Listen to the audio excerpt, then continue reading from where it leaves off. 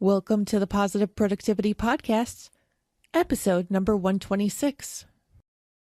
Welcome to Positive Productivity Podcast, where we empower our audience to achieve and appreciate personal and professional success, especially in the face of adversity.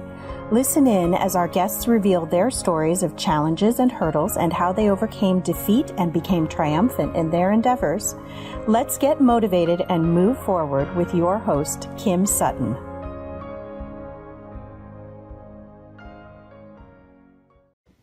Welcome back to another episode of Positive Productivity. This is your host, Kim Sutton, and today I am absolutely thrilled to have Jonas, the CEO of OnlineJobs.ph with us. John, thank you so much for joining us today. Yeah, no problem. Thanks for having me. Listeners, if you've been listening for a while, and I really hope you have, you've heard me and that was not proper grammar. You've heard other guests and I talk numerous times about how we need to be outsourcing and delegating work to other people on our teams. And that is what John is helping people do around the world. John, I would love if you would share with the listener a little bit about your backstory and what you are doing today. So I am an entrepreneur at heart. I'm a terrible employee. I graduated from college in 2003. I had a job for 10 months, and my only goal during those 10 months was to quit the job. And I just don't function well without an incentive to do good work, where like I'll make more money if I do good work, and if I do bad work, I'll make less money. So it took me 10 months to quit that job and started working online, where I quickly found that online business isn't all it's cracked up to be. At least isn't everything that people make it out to be. You hear all these stories of like Lamborghinis and exotic vacations, and it's a bunch of crap. It's not a bunch of crap. It's real, but you have to do things to get there, and nobody talks about the things you have to do to get there. And most of those stories are made up anyway. People aren't telling the truth in most of it. So for me, I was overwhelmed and overloaded and working like 60 or 70 hours a week on my own business. And I just needed more. And, I tried outsourcing a couple of I'm going to talk about outsourcing because that's what I'm really good at. And that's what people want to hear from me, because it's what I discovered is really good.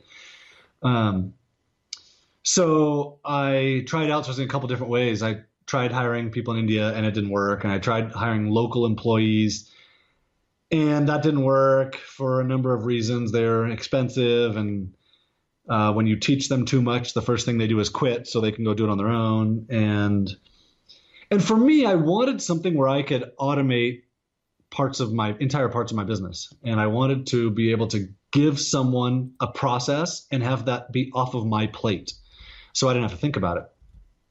And so I tried Upwork, which wasn't Upwork at the time. It was Elance or Odesk before they merged. And the problem I found there was that hiring a contract worker, the contract worker doesn't care about your business. They're not involved in your business. So like they're there to do a little bit of work and then to get paid. And that's really their goal, is to get paid and move on to the next job, because that's how Upwork works, is you have to complete a job and get paid and get feedback in order to get more jobs.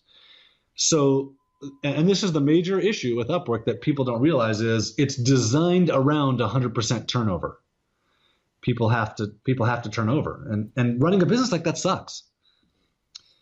And that was where I was until I had is this okay for me to go on? Are you? Oh, I'm just sitting here thinking about how I have had contractors on Upwork ask me to end our contract and rehire them just so I can give them reviews so they can get more work.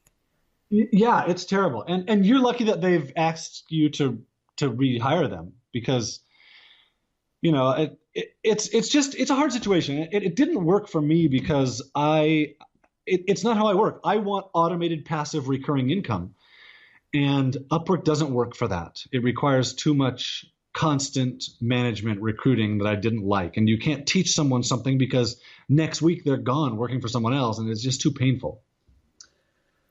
So one day I was talking with the owner of backcountry.com, And, like they're huge. This dude knows what he's doing. And this was 10 years ago. He said, John, when you're ready to start outsourcing some of this stuff you're doing, make sure you go to the Philippines with it. And I was like, that's different, right? Because I just thought outsourcing was outsourcing. It's a pain, it's a headache, it's a babysitting job, it's problematic, right? It just sucks. But it's a necessary evil. And I said, yeah, why the Philippines? And he said, well, because in India, when you tell them something and they say yes, that means yes, I heard something come out of your mouth.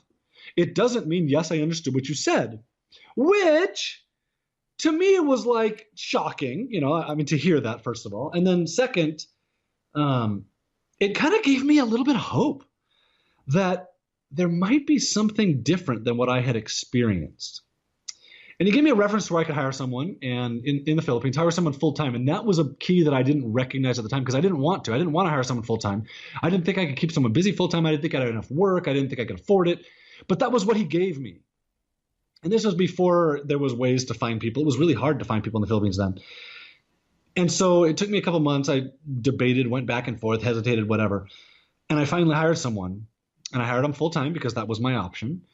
And it was the single most liberating experience of my life, because all of a sudden I went from doing everything on my own to having someone else whose full-time job was to do anything I asked him to do. And he didn't know how to do anything. I had to teach him how to do everything. But that meant I was able to teach him how to do anything I wanted and teach him how to do it my way, the way that I knew how to do it, the way that I knew worked. So everything that I was currently doing in my business, I started one by one teaching him how to do it. So like my terrible experience with Upwork, with Odesk at the time, was I wanted someone to write articles for me and get them published on other websites. And it just wasn't functional because they wrote the articles and they sent them back to me and said, hey, I'm done, pay me. And so then I had to go through them and make sure they weren't plagiarized. And I had to one by one go and modify them with links and headers and titles and go and publish them one by one on other websites. And and I hated it. And this dude, I taught him how to write the articles, and then I taught him how to modify the articles, and I taught him how to publish the articles, and he did the entire process for me. And that was where productivity changed for me. Where one day I realized, a couple months in, I realized there's two of me. Like there's me, and then there's him doing my work that I was previously doing. And now I'm able to focus on other things, like how to make sales, like how to improve our marketing, instead of focusing on the minute little details of the business. I was working on the business instead of in the business. What type of business did you have then, John? So at the time I was running affiliate businesses where we were just building websites and publishing content and driving traffic to them with affiliate links. So. And how hard was it to find other things to fill your time? Not hard at all, because so here's the problem most people have today online. So my only experience is running an online business. That's all I've done for 12 years. And so when people talk about like, in my job or stuff like that, I don't have any experience with it. I don't have anything to offer. But in running an online business, I know a lot. And so what I often find with people is they're so overloaded with information that they don't even process the information that they're given because they know there's not time to implement it. And this was me. So like I would find this really awesome tactic that we could do for Facebook marketing. And I just knew as I learned about it that I didn't have time to implement it. Otherwise, if I implemented it, I was going to have to stop doing something else that was also working, or maybe not I don't know. Whatever it was, I couldn't do something else. And so I wouldn't even learn whatever it was because it was too painful to my brain to say, oh yeah, holy cow, here's another thing I'm supposed to be doing and I don't have time to do it. And once I had these guys in the Philippines working for me, I realized, not only can I learn this thing, but I can learn it really well because I'm not going to implement it. And I can learn it and think through how I'm going to have them implement it while I'm learning it. Because I know this is my job now, is not to implement. My job is to learn and run and direct my business, to be the CEO instead of being the grunt worker. So what did the growth look like in your team? How long is your first worker, your first team member still with you? And when did you add your next? He is still with me today. And Wow. that is one of the awesome, oh yeah, it's amazing. That's one of the great things about the Philippines is they're super, super loyal. If you treat them well, it's not like other places where as soon as they receive a job offer for more pay, they're jumping ship. Like I had a girl who I said, hey, you're going to be directly interacting with our customers, and our customers know because I talk about you, right? And I said to her, you're going to receive job offers. I want you to be careful, and no, I don't want you to leave, right? She said, oh, don't worry, sir. I already get job offers every day from people, and I'm not leaving you because that's how Filipinos are. So how long did it take me to grow to the second one? Honestly, I don't remember. This was 10 or 11 years ago. But I remember thinking there's not enough work for him to do every day. And then after a couple months, I remember thinking, I think I could handle another one. And that's when I hired a second person. So, Wow. Wow. I've never discussed this on the podcast before, but I am designing a planner, the positive productivity planner, and my graphic designer, Kenneth. And this will be in the show notes, as will everything that we're talking about, and I'll give the link to that in just a second. But Kenneth is in the Philippines. I gave him a few sketches on what I was thinking. He took off, came back with basically the whole planner designed exactly how I wanted it. And he's actually pushing me to get it done because he's excited about it. What's next, Kim? What are we working on next? And John, I have a little bit of an opposite problem. I have chronic idea disorder. So I will try to implement too many things at one time instead of just getting one finished. So I think I need to be more active on OnlineJobs.ph to find out who I can be giving things to. Yeah. yeah. So, and today, frankly, I often have that. I just have to say no to so many ideas because I've learned working on more than one thing at one time is hard. It's hard to give your energy, your mental capacity energy to multiple things at the same time. So I have lots of stuff going on, all related to the same thing, but I'm not doing the implementing on any of them. So. Right. So we have something in common. We both have 5 kids. So I'm very curious how growing your team and growing your business, and I want you to share more about how you grew OnlineJobs.ph in just a moment. But how has it affected your ability to spend time with your family? Okay, so you mentioned, before we started this podcast, you mentioned Tim Ferriss. When I read The 4-Hour Workweek years ago, I read it and just kept thinking, this is me. This is my life. This is my lifestyle. He's describing me. We've taken the mini retirements, the month-long mini retirements. I work 17 hours a week.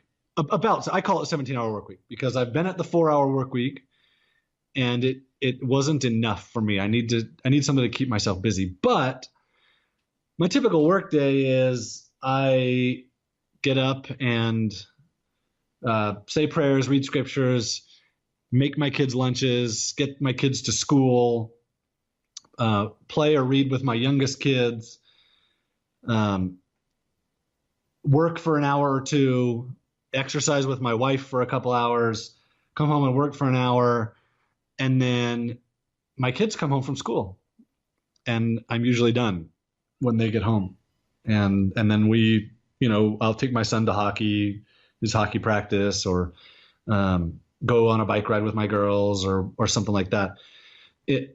The amount of time spent with my kids and my wife is amazing, and it's interesting. My oldest son one time was at his grandparents' house. He spent the night there, and all he's ever known is dad's at home. That's all he knows. So his grandpa was getting dressed in the morning, like putting on a shirt and tie. And my son said, "Papa, where are you going?" He said, "I'm going to work."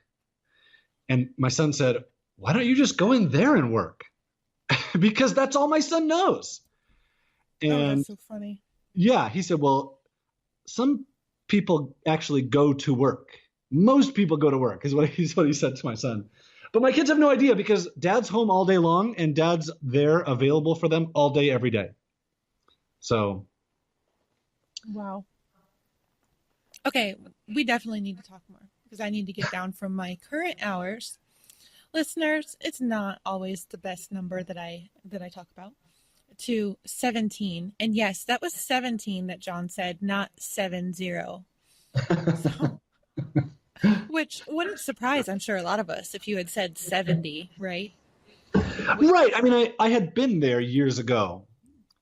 And okay, so if people are looking to cut their work weeks down, let me tell you my secret to it. I have two secrets. One of them is every decision I make in business is based around who's going to do the work. Is it me or is it someone else? And so I just won't do things in our business, regardless of how much money they'll make us, if it requires me to do the work. And so that's number one.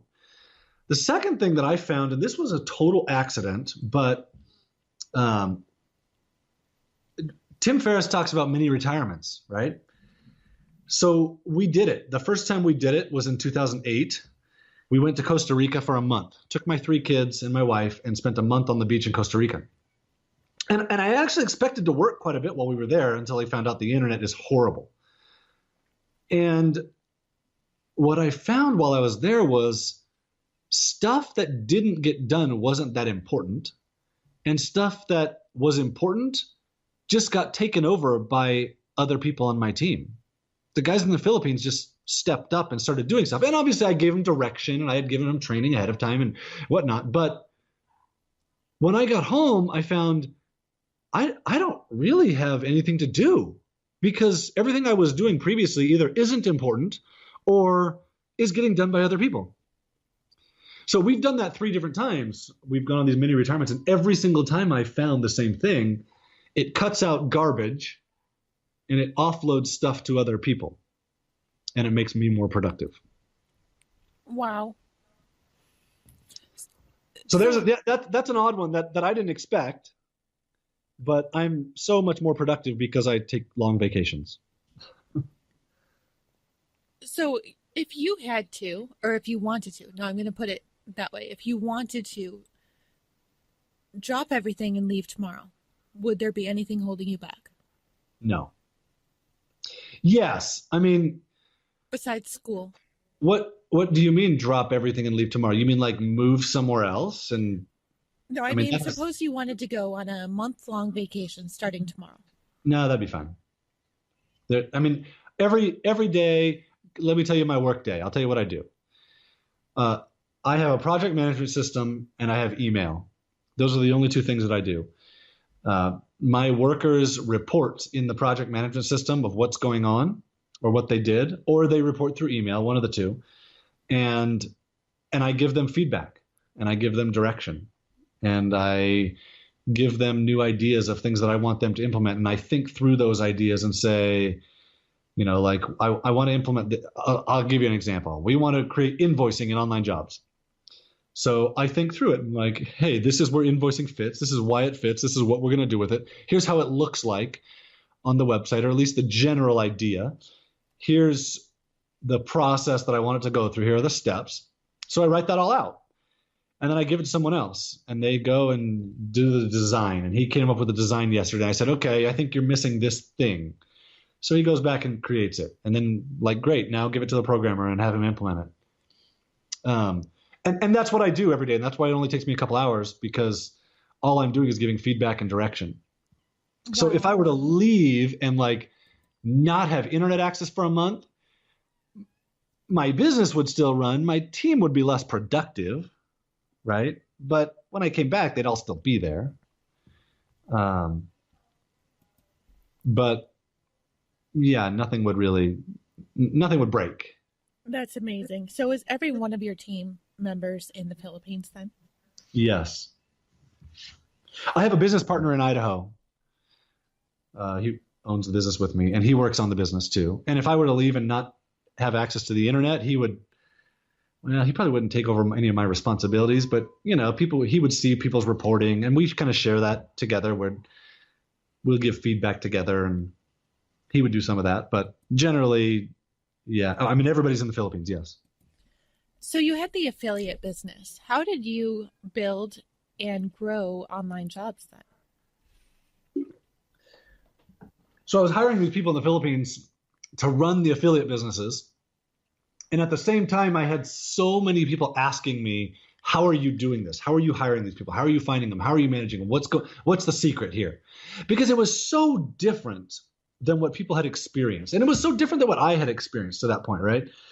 Where, I've already gone through the difficulties with outsourcing of what people normally experience. And I just found myself teaching it like 3 times a week. And the problem was, at the time, it was really hard to find people. And so one day I decided there's got to be a better way to find people in the Philippines. So we started OnlineJobs.ph. And it was kind of I was recruiting someone and was irritated with how difficult it was. And I figured there's got to be a better way. And then our customers, people that we were teaching, I wanted a better way to refer them to something, right? So we built a simple system. I asked the 6 people in the Philippines who worked for me, how do you think we can market this in the Philippines? And they said, oh, I think I can post it on Friendster. I think I can post it on Craigslist. I think I can tell my friends about it. And that's all we did in the Philippines to grow it. And actually, I just noticed yesterday that we have over 300,000 Filipino resumes now. Wow, that's impressive. Yeah. So that's how we grew it in the Philippines. Was we did nothing basically. They want jobs, and there aren't jobs, and so when we provided them jobs, they've just flocked to it. Around the world for employers, we definitely did stuff. I've done a lot of webinars or speaking or podcasts or whatever, written articles, and marketing. But I think a lot of what we've done is just kind of word of mouth, because when people find, like you, where you hired this graphic designer in the Philippines and said, oh my gosh, this is really, really good and really affordable. And then you go and tell people. And that's how we've built it. Actually, for like 6 or 7 years, I ignored online jobs because it wasn't intended to be like this big, huge business. It was intended to be a way for me to find people. And I accomplished that when I had like 1,000 resumes. That's been something that's been amazing to me. And I'm going to loop it back to what you were saying earlier, is the loyalty, because Kenneth has been so amazing that I've been referring him to all my clients. No! What? I don't need him full time though at this point. Oh, you don't have him full time? I don't have him full time. Okay, all right. I am hoping, Kenneth, get ready, it's going to happen. But, until that point, but I know that he's charging people who I'm referring him to more. Yeah. But he's always... More like what? What was that? More like what? More than he's charging me. How much is he charging you? I believe he just raised it to $8.40 an hour. Whoa, $8.40 an hour? Mm-hmm. Super expensive. Well, it is, but compared to what no, compared to what a graphic designer in the States costs. Oh yeah, it's nothing. But yeah, that's 75 to 100. Yeah, right. But totally. I do have to say, I was not using your platform, and compared to the other portfolios I was seeing, his blew me away. Yeah, so I have a really, really good graphic designer who I pay him $600 a month for full-time work. Wow. He's really good. Sorry, I interrupted you. You were saying he's charging. That's okay. Just the loyalty. He's always there, even though he is being referred to other people. Yeah. However, he's getting so busy now. Yes. Yes. That's the problem. Don't refer people out. At least I don't. None of my people ever get referred to someone else. That doesn't happen, because as soon as someone else realizes, oh, this guy's really good, they hire him full time. And in the Philippines, people's loyalty is to their full-time job. So like a part-time job is good, but if they have a full-time job, that's their loyalty. And that's their lifeblood, right? That's my advice. Don't pass your people around. I'm going to make note of that. So, could you share with listeners how your system actually works and how they would go about finding a full-time team member on OnlineJobs.ph? Yeah. So I'll just explain a little bit. Online Jobs, like I said, was designed to be able to find people in the Philippines better, right? So today it's the largest database of Filipino resumes looking to work online. And that's a big deal in that the workers are looking to work online for a foreign employer, as opposed to another website where they're looking to work in an office. So here's something interesting about online work in the Philippines. It's kind of odd to people, where almost like it's looked down upon if you don't have an office job. Like working in an office is looked on as prestigious. But having a foreign boss is also prestigious. So Filipinos who are looking to work online, it makes a difference in your experience. Okay, so if you want to find someone, you go onto OnlineJobs.ph and you search for, let's talk about a webmaster, WordPress guy. You search WordPress. Or if you scroll down, you'll find a WordPress link, and it'll take you to results of worker resumes who have said they know WordPress. And those links are searches that I have put together. Like if I'm looking for a WordPress person, here's what I'm going to search for, not just WordPress. Because if you search WordPress, you're going to get like 12,000 resumes, and you can't recruit out of 12,000. So you need to narrow it down. And so when you get the narrow it down, you're going to use the advanced search, or you're going to filter kind of more of what you are looking for. When you've done that, and there's two ways to do this. I'm just talking about searching for resumes. You're going to start contacting people. In order to contact them, you have to pay. You have to upgrade. At Online Jobs, we don't like Upwork charges a 20% fee on top of their salary.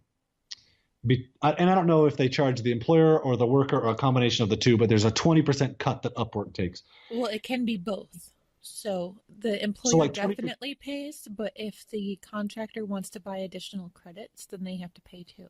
Yeah. So we don't do any of that. There's no fees. So it's a lot better for the workers. It's better for you, where once you've hired this person, you're never going to pay us a fee for it. All you'd pay is an upfront recruiting fee. And it's either $49 or it's $200, depending on what you want. And so then you're going to once you've upgraded your account, you're going to start contacting people, and you're going to contact a lot of people. You're going to contact like 30 people. Email them, tell them what you're looking for. Tell them, hey, I have a job. I'm looking for this and this and this. Are you still looking for work?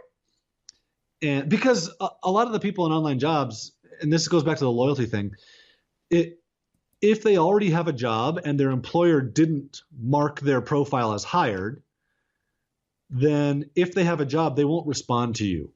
They won't even respond to your job offer, a lot of people, because they're loyal to their current employer.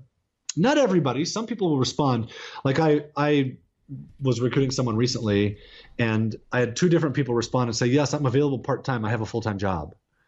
So that's becoming more and more common. But so you're going to contact a lot of people. Those who respond, and this is the same thing with if you were to go on to Online Jobs, and instead of searching for a webmaster, you posted a job saying, hey, I'm looking for a webmaster, and then you start getting applicants. They start applying to your job, right? So there's two options here. You can either contact people proactively, or you can post a job and let people apply to you. From there, it's the same process. You're going to email these people over and over and over and over again, asking them very few questions in each email. 1, 2, 3, 4 questions in each one. And the idea is the more questions you ask, the more times you email someone, the better you get to know them. And the better you get to see their English, and the better you get to see their responsiveness, and the better you get to see their attention to detail. And the more likely it is that you're going to hire someone that fits with you. You're going to have a better success rate if you send more emails and ask more questions in the recruiting process. So from there, so you've posted your job, you've gotten responses, you've contacted people, you've gotten responses, you've emailed a bunch of people a bunch of times, and you'll find the more you email people, the more people drop off. They just don't respond anymore. And you'll end up with one or two good people who you're going to make a choice between. And you're going to have a gut feeling. Go with your gut feeling on them. And then you're going to offer them a job. Say, hey, great, I want to hire you. You know, if it's part-time, I want you to start part-time. When can you start? Here's what I'm going to pay you. Here's what I want from you.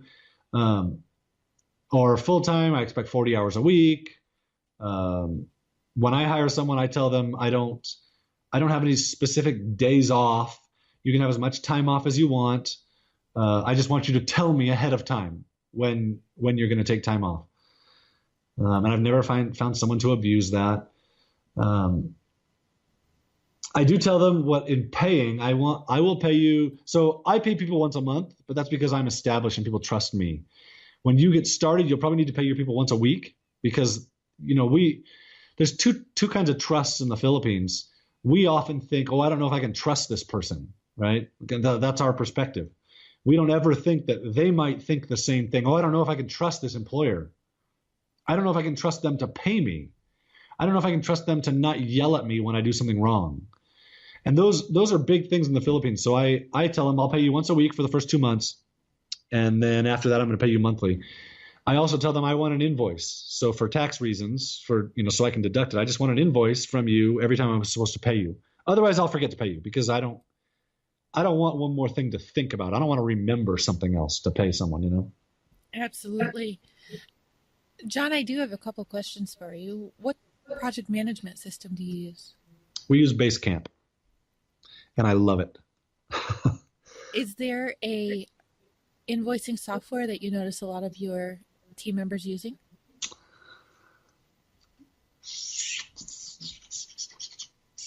I don't know because I don't get the invoices anymore. That's a good answer. That was very good. I remember when I was getting the invoices, invoicing is so easy. There's so much free invoicing, and Online Jobs will have invoicing like next week for them. So that's easy. So here's one of the experiences that I had, and I don't think I've ever shared this either before. I did have the experience with Indian team members as well. And I would often find that things took 10 times longer than they should have, even simple tasks. And when I did start working with people in the Philippines, that was no longer an issue. Get it done, and then ask me what they can do next. So here's the big difference, and this is something most people don't realize. India still has the caste system, and it affects. So their way of life is just very, very different than ours, their way of thinking. So in India, if someone is above you, you're not allowed to tell them no. And this is where yes comes from. Yes, man. How's the project going? Yes. Are you working on it? Yes. Is it going to be done on time? Yes. Well, based on your work, I know none of that's correct, right? The Philippines doesn't have that issue. They don't say yes. If something is wrong, they say nothing. Because culturally, that's how the Philippines is. If your worker says nothing, if they don't show up to work, it's not that they didn't want the job. It's not that they didn't want to show up to work. It's that they don't understand something and they don't know what to do, and you need to seek it out and say, hey, I think you're stuck on something. Hey, I think you have a problem with something. When someone doesn't show up, 98% of the time, that's the problem. It's usually your fault with the Philippines. In India, that's not the case. It's different. But Filipinos also, because of the cultural difference, they're proactive. Like they'll be proactive with solving problems, with fixing things, as long as they trust you. If they don't trust you yet to not yell at them or to not be mad at them when they do something wrong or to not fire them when they do something wrong, if they don't trust you yet, they won't go above and beyond. They won't try and solve problems yet. But once they do trust you, yeah, like what you said, they'll say, hey, I finished this, and I also did this because I thought this would be good, and what can I do next? So, yeah, you're right. I do realize this is a positive productivity podcast. However, if you've seen one issue that causes relationships not to work between business owners and a team member, would it be just as you were just talking about because of you? Absolutely. Yes, it's this issue. It's Filipinos, they describe themselves as shy, is what they say. And by shy, they mean they want to avoid confrontation, but really it's kind of better described as they don't want to lose face. So like if they do something wrong, they will avoid doing something wrong, or they'll avoid doing something good out of fear of doing something wrong if they fear that you're going to yell at them or get mad at them or say, oh, you did this all wrong or something like that, right?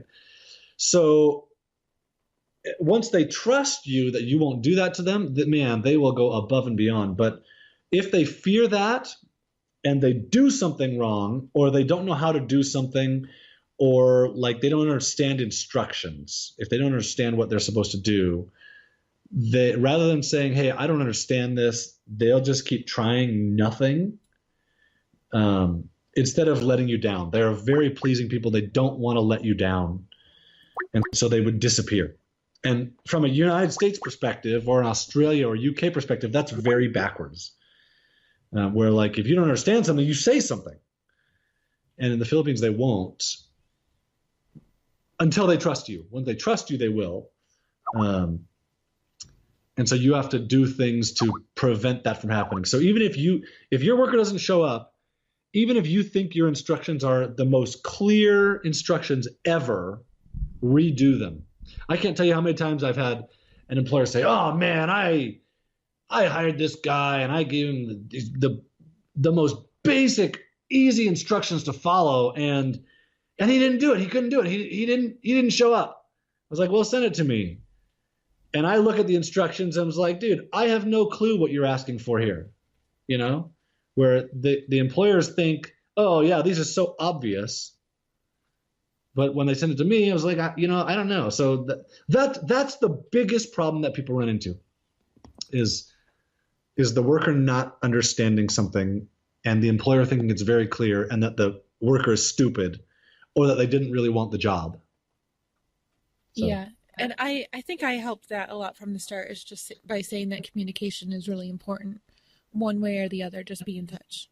Yeah, so, that's a big deal. Yeah. Yeah. If there's a question, ask it.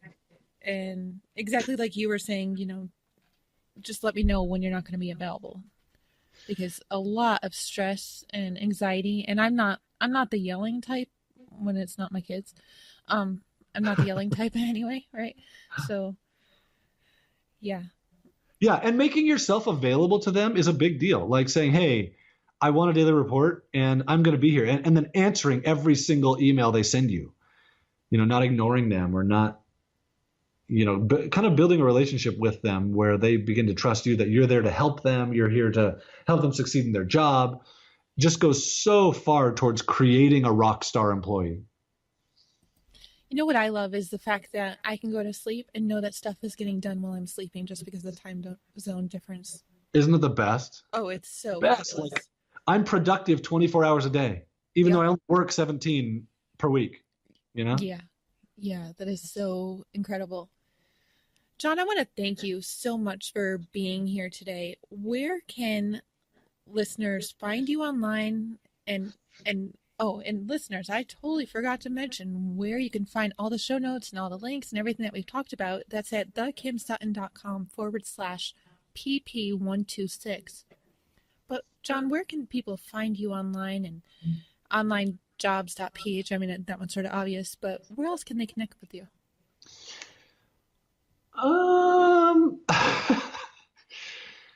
So, or your team members, because they handle all your emails.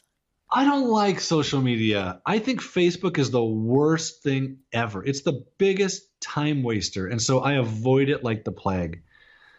So I'm not available on Facebook. I feel the same way about Twitter. When I'm sitting at my computer, I'm productive. That's productive time to me. And my phone is when I'm somewhere, I want to be somewhere and not in another world on my phone. So Facebook, Twitter, not very good. If you want to get a hold of me, I'm available, infinitely available through email.